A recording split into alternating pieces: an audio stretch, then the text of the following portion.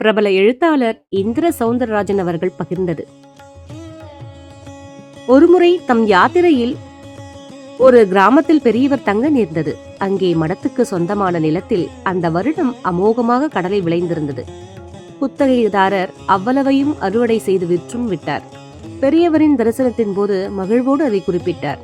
அப்போது அவருக்கு படைப்பதற்காக எல்லாவிதமான பழங்களுடன் முந்திரி, கற்கண்டு போன்ற பதார்த்தங்களுடனும் பலர் காத்து கொண்டிருக்க, அவைகளை ஏறெடுத்தும் பாராமல் அந்த நிலத்தில் நன்கு விளைந்ததாக சொன்ன கடலையில் ஒரு கைப்பிடியை ஆசையாக கேட்டார் பெரியவர். குத்தகை விவசாயி ஆடிப்போய் விட்டார். இப்படி கேட்பார் என்று அவர் எதிர்பார்க்கவே இல்லை. அதே சமயம் அவ்வளவையும் விற்று விட்டதால் கைவசம் கடலையும் இல்லை.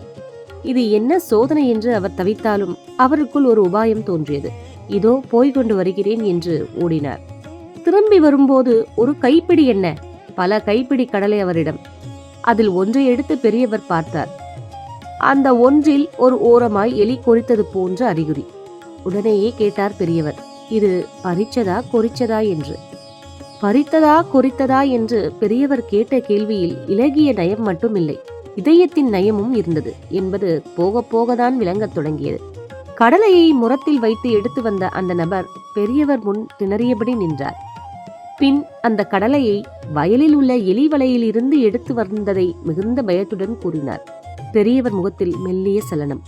ஒரு துறவிக்கு ஆசையே கூடாது. அது அற்ப கடலைப்பயிர் மீதுதான் என்றாலும் அதிலும் சில சமயங்களில் இதுபோல சோதனைகள் ஏற்பட்டு விடுகின்றன. எலி ஒரு பிராணி.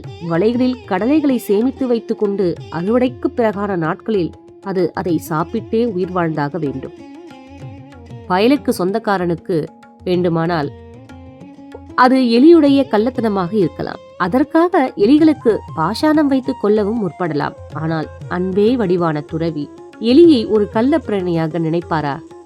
அதிலும் எலி எனப்படுவது கணபதியாகிய பிள்ளையாரின் வாகனம் அல்லவா? அவரை வணங்கும் போது நம் வணக்கம் எலிக்கும் சேர்த்துதான் என்று சொல்லப்படுகிறது. இப்படி வணங்க வேண்டிய ஒரு ஜீவனின் சேமிப்பில் இருந்து எடுத்து வந்திருந்த கடலையை பெரியவாவால் எப்படி சாப்பிட முடியும்? அவரால் சாப்பிட முடியவில்லை. மாறாக அந்த மனிதரிடம் இதை எந்த வலையில் இருந்து எடுத்துட்டு வந்தீங்க என்று கேட்டார். அந்த இடம் ஞாபகம் இருக்கா என்று கேட்டார். அவரும் ஆமோதித்தார். அடுத்த சில நிமிடங்களில் ஒரு முரத்தில் அந்த கடலையோடும் இன்னொரு முரத்தில் வெள்ள பொரியோடும் அந்த இடத்துக்கு பெரியவரே போய் நின்றதுதான் ஆச்சரியம். வலை துவாரத்துக்கு முன்னாலே அங்கிருந்து எடுத்ததோடு கொண்டு வந்திருந்த வெள்ளப்பொரியையும் வைத்துவிட்டு மன உருக்கமுடன் அவர் பிரார்த்தனை செய்யவும், உள்ளிருக்கும் எலிகள் வெளியே தைரியமாய் வந்து பெரியவர் படைத்த விருந்தை அனுபவிக்க தொடங்கின. சூழ்ந்து நின்ற நிலையில் பார்த்தவர்களுக்கெல்லாம் ஒரே பரவசம், மெய்சிலிர்ப்பு. மனிதனுக்கு அன்பும் கருணையும் தான் பிரதானம். துறவிக்கோ அது கட்டாயம்.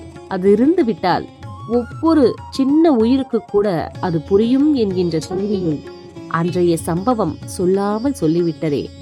ஜெய ஜெய சங்கர, ஹர ஹர சங்கர.